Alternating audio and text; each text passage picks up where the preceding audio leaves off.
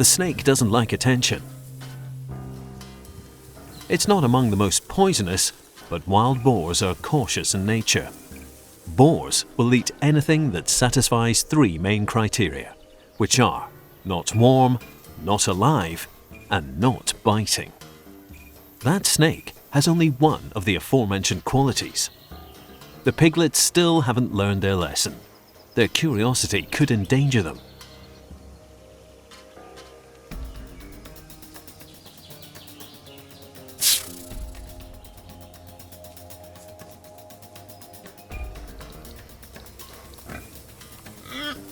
Accumulated experience is their best teacher. The main task of these newborn piglets is to discover everything edible in the forest, no matter whether it grows on a branch or on land.